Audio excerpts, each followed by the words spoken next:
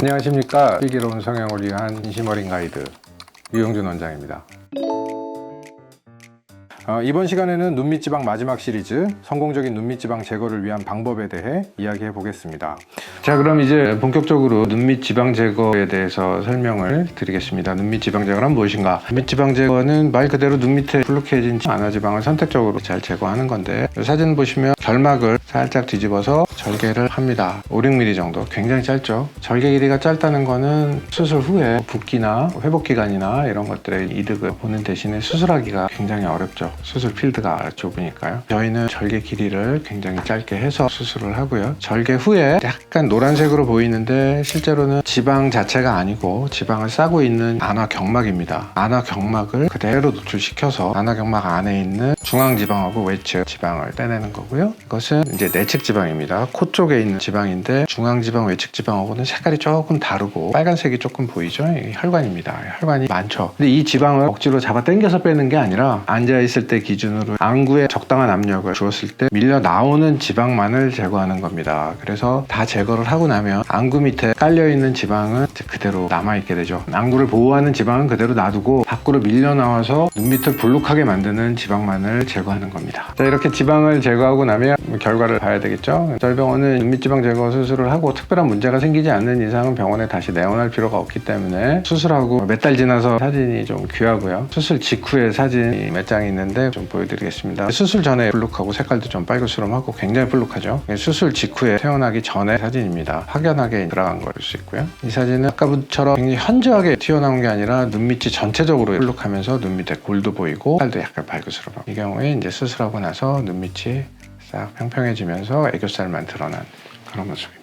자, 이렇게 눈밑 지방 제거와 재배치 또는 경막 강화, 필러나 지방 주사 이런 것들과 관련해서 한 말씀 드리지 않을 수 없는 게 의료 상업주의와 관련해서 여러 가지 문제가 발생하고 있죠. 의사들의 건의라는 거는 단순히 얼굴에서 나오는 건 아니고 논문을 썼다, 어디다 발표를 했다, 이런 걸 가지고 건의를 내세우고 환자들은 그 건의를 신뢰하고 믿고 어떤 수술을 하게 되는데, 그런 환자들의 신뢰를 우롱하듯이 내가 이런 걸 했으니까 날 믿어라, 이런 식으로 의료를 상업화하고 많은 광고로 환자들을 우롱하고 이런 현실이 이제 좀 안타깝습니다. 하지만 의료의 문제점 중에 하나가 환자가 어떤 양질의 진료를 받고 있는지 아닌지를 판단할 수가 없다는 거죠. 직접 어떤 한 가지 치료를 한 병원에서 보통 하는데 다른 병원에서는 다른 치료를 할 수도 있고요. 그 두 가지의 치료를 비교하기가 쉽지가 않다는 겁니다. 가능한 방법은 한쪽 눈은 제거를 하고 한쪽 눈은 재배치를 하고 이런 식으로 해서 비교를 하면 결과가 극명하게 드러나니까 어떤 진료가 더 우월한지 더 효과적인지 알 수 있겠지만, 그런 치료에 응할 수 있는 환자도 없고 의사들도 윤리상 그런 행위를 하는 것 자체가 비윤리적이기 때문에 어떤 의료 행위가 우월한지 더 좋은지 판가름할 방법은 없는 게 현실입니다. 그렇다 보니 환자의 선택이 굉장히 중요한데 선택하는 기준이 너무나 지금 많기 때문에 환자 입장에서도 쉽진 않죠.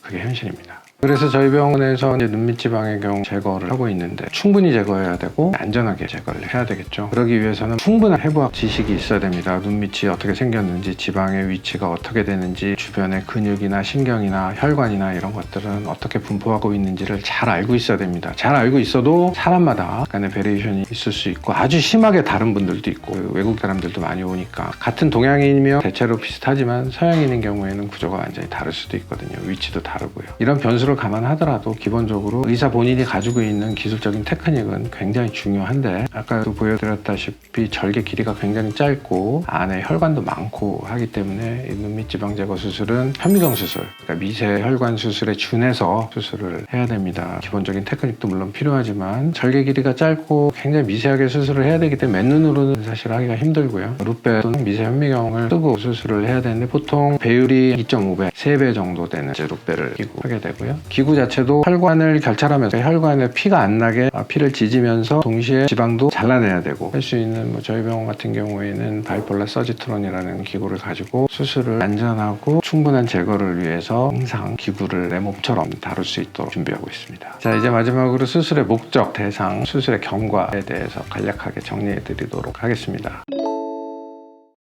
수술의 목적은 불룩한 눈밑, 피곤해 보이는 눈밑을 개선하기 위해서 지방을 충분히 제거하는 거다. 대상은 전 연령층인데 젊을수록 효과가 좋고요. 이 수술을 원하시는 분들은 대개 남자분들이 좀 많은 편인데 흉터가 남기를 원치 않고 빨리 직장으로 복귀해야 되고 이런 분들 주로 수술을 원하는데 빨리 직장으로 복귀할 수 있는 그런 분들을 대상으로 이제 수술을 하고 있고요.